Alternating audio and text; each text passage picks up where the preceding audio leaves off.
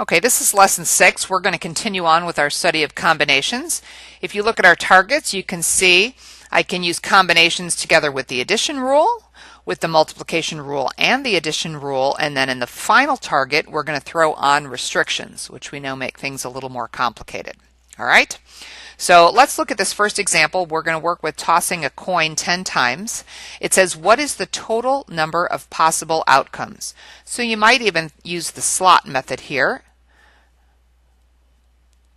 I have 10 slots, so if I toss the coin the first time, I have 2 possibilities, heads or tails, and that continues for each one of those slots. So if you're using your calculator, that would simply be 2 to the 10th. And 2 to the 10th comes out to be, let's see here, 1024. Another way to think about that using combinations would be, well, for this slot right here, I have 2 choices. I have to choose one of them, and then I have 10 choices. So I would do 10 times the combination of 2, choose 1. But I think your slot method is much more obvious there. All right. In how many ways are exactly 5 heads obtained?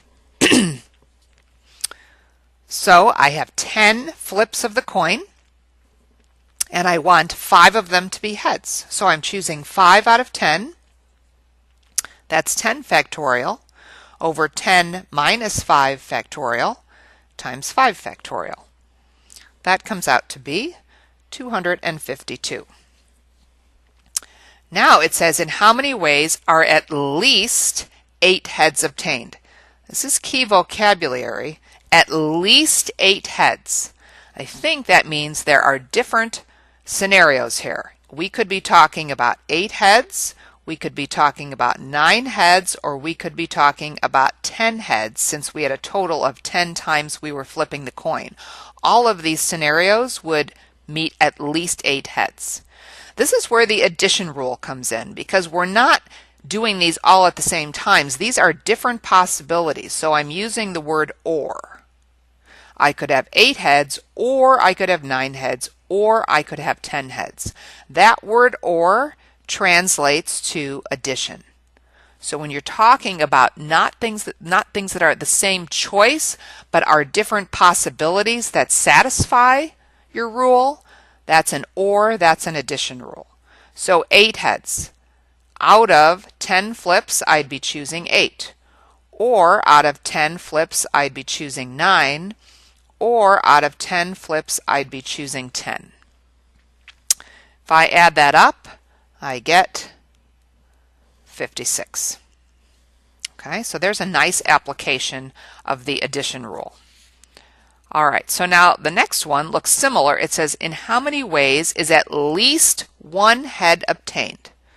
So you'd say, okay, well, at least 1 head. That could be 1 head, or 2 heads, or 3 heads, and then you realize there's a lot of cases because we flipped the coin 10 times. So I'd have to do all the way up to 10 heads.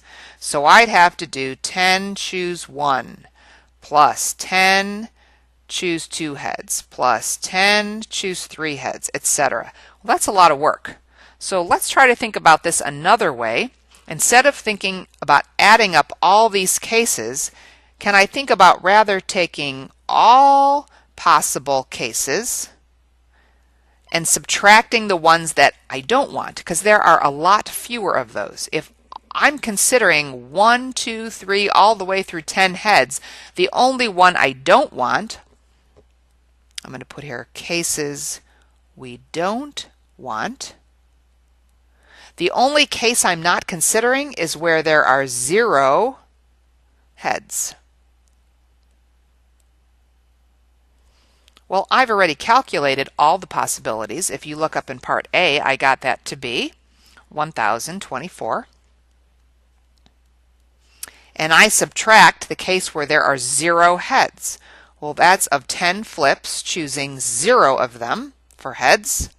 That's just 1, so my answer comes out to be 1023. That's a lot faster than adding up 10 separate cases. All right, so moral of the story here, if you're doing an at least problem and you have too many cases to add up, it means the cases you don't want are a lot less, and it's easy to figure out what those are and subtract them from the total. Okay? All right, let's consider this case and let's work on it in the same way. It said at least 3 heads. So if I were going to add up the possibilities, that would be 3 heads or 4 heads or 5 heads all the way down to 10 heads. That's still a lot of cases. So let's think of it as all cases minus those we don't want. Well, which cases don't we want? If I look at what I would be including, I don't want 0 heads, 1 head, or 2 heads. Those are the 3 cases I don't want. Those are separate cases, those are ors, so I would be adding those up. So that would be 1024 minus 10, choose 0 out of that 10, or the case where out of 10 things I'd choose 1, or the case out of 10 things I would choose 2. All right, if I do that, I should get 968, and that will certainly be a lot quicker, especially since we already had this number. You'd have to figure out 3 of those. These 2 are pretty easy to come up with and subtract. Okay, the last one here in this section, in how many ways is at most 1 head obtained? So here's some new words, at most 1 head. So let's think about what that means. At most 1 head could be 1 head, or the other possibility would be 0 heads. That's only 2 cases. It's different than at least, at most meaning 1 or less. So that would mean out of 10 flips, I'm choosing 1 head, or is a plus. Out of 10, I'm choosing 0. So that's going to be 10 plus 1, which comes out to be 11. All right, let's switch gears a little bit. Let's say we are at Maine East and we're staging 12 shows this year. 5 are musicals and 7 are plays. Our first question says, if you want to see exactly 3 of the musicals and 4 of the plays, how many combinations are possible? So now notice this has nothing to do with what order you would see them in. It's just how many different ways could you select 3 musicals and 4 plays. Notice this word and. This is all part of the same choice. This is not like or. We're not talking about this scenario or this scenario. In the same choice, I have to choose 3 musicals and 4 plays. That's all in one decision together. So I'd be choosing 3 musicals out of 5, and it's multiplication rule now because it's all part of the same decision. I'd be choosing 7 out of 7 plays. I would be choosing 4. And so I would multiply those 2 numbers to get 350. All right, this was much like on a previous page where we were choosing meals and we were making different decisions, but it was all part of the same choice, so we were using multiplication. All right, here, if you want to see, here's these words again, at least 10 different shows. Remember, there are 12 shows, so at least 10 shows means I could see 10 shows, or I could see 11 shows, or I could see 12 shows. So that means out of the 12 shows, I'd have to choose 10, or is plus, because here's a separate scenario. Out of the 12 shows, I could see 11, or I'm adding, out of the 12 shows, I could see all 12. If you add that up, that is 79 different shows you could see, and you would use your calculator to calculate those. All right, let's talk about what happens when we get some restrictions. Let's look at the next page. We're going to talk about making teams. Calculating the number of teams. So it says you want to choose 5 members from a group of 12. How many distinct 5-person teams can be chosen? Notice this is definitely a combination. We've got nothing to do with ordering. So it's just simple combination. Out of 12 people, I need to choose 5. And that should come out to be 792. All right, so now we're going to throw in some restrictions. It says, suppose 2 members of the group are boyfriend and girlfriend, and they insist on working as a pair. Thus, any team must contain either both or neither. So notice these aren't part of the same choice. These are separate scenarios that we have to include. So I'm going to write that down. I'm going to say both or neither. All right, so we know that or implies a plus. So let's consider the both scenario. Let's think of this boyfriend and girlfriend as a group of 2, and then the other people on the team are a group of 10, because remember, there were 12 people we were choosing from, so if the boyfriend and girlfriend represent 2, there are 10 on the other. Okay, so for both, I would have to choose both of the boyfriend and girlfriend. So of that group of 2, I would have to choose 2. Now this is multiplication rule because it's part of this same choice I'm making. I have to choose 2 from this group of 2, and I have to choose from this group of 10. I need to make a 5-person team, so I have 3 more people to choose from that team of 10. All right, the team of 10, because I've already chosen the boyfriend and girlfriend, so the 12 is shrunk by 2. I need 3 here because I need a 5-person team, and I've already picked 2, so I need to pick 3 more. Neither's going to work kind of in the same way, right? From the group of 2, I'm going to pick 0. But I'm not done picking. This is part of the same choice. So here I'm multiplying, right? From the group of 10, I'd have to pick all 5. So if I do that, this is 1 times 120 plus 1 times 252. That should be 372. Okay? All right. Here's the reverse case. It says teams that do not contain both. Suppose the boyfriend and girlfriend broke up. They refuse to work together on a team. How many 5-person teams can be formed? Well, let's look at this 2 different ways. Let's consider the cases first, right? If we can't have either the boy or the girl, I could say I could have a team with neither. That satisfies a team that does not contain both. Or I could have the team that has just the girl on it. Or I could have a team that has just the boy on it. All right, those ors represent pluses. Those are separate scenarios. Let's think about neither, right? So neither, if you go back up, they're a group of 2. I want 0 out of that group of 2. All right, and then from the remaining group of 10, I would have to choose all 5.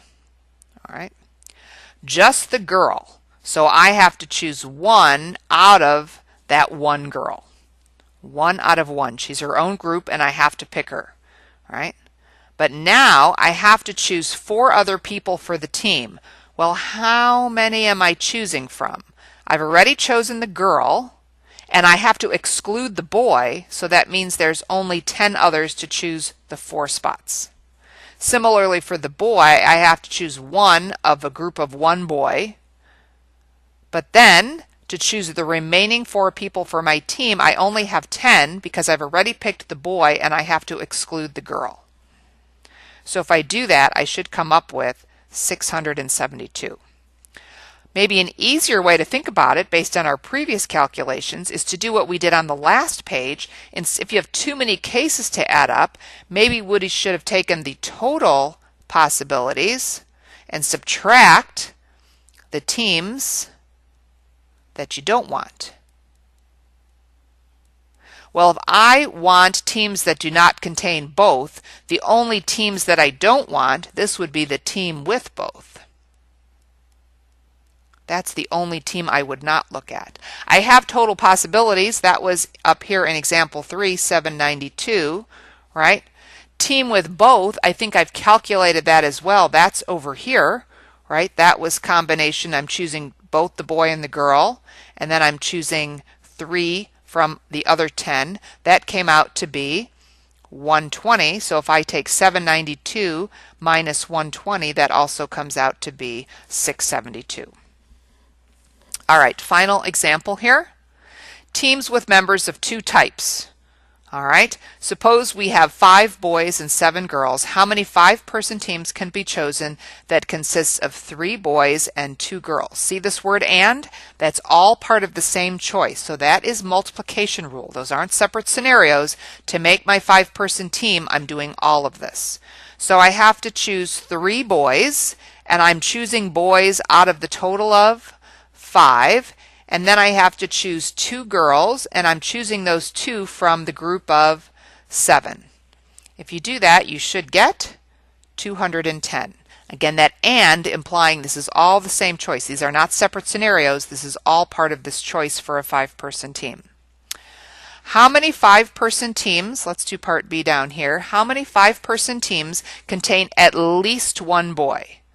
Well, there are 5 boys, so at least one boy could be 1 boy, or 2 boys, or 3 boys, or 4 boys, or 5 boys.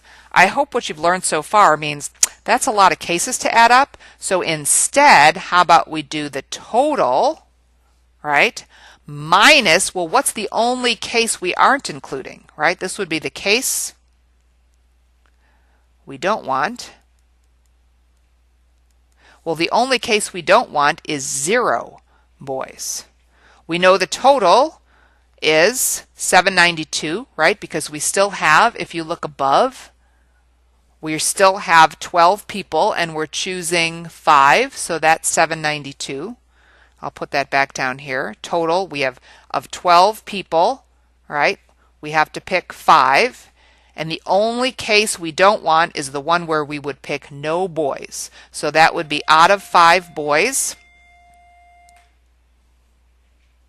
right? Or I'm sorry, out of, if we want no boys, if we want no boys, we would be picking all girls. So out of the 7 girls, we'd be picking 5. That would be 0 boys, which implies it would be all girls. There are 7 girls and we'd have to choose all 5 of them. So that would be 792 minus 21. That comes out to be 771 possibilities. You could have also done the case where you choose 1 boy and then 2 boys and then 3 boys. That would have been 4 of these scenarios that you would, or 5 of these scenarios that you would have had. Part C, how many 5-person teams contain at most 1 boy? So at most 1 boy implies 2 scenarios. It implies 0 boys or it implies 1 boy. So 0 boys implies that we are picking, like we just said a minute ago, all girls. So if we're picking all girls, we're choosing 5 out of the 7 girls. Or means plus, because this is a completely separate possibility. 1 boy, so if we're choosing 1 boy, that's 1 out of the 5. But don't forget, we have to come up with a 5-person committee, so my choices aren't done here. This is multiplication rule, because 1 boy actually implies 1 boy and 4 girls. So 4 girls out of a choice of 7 girls. That comes out to be 5 times 35. This is 21. So it's 21 plus 175. That comes out to be 196.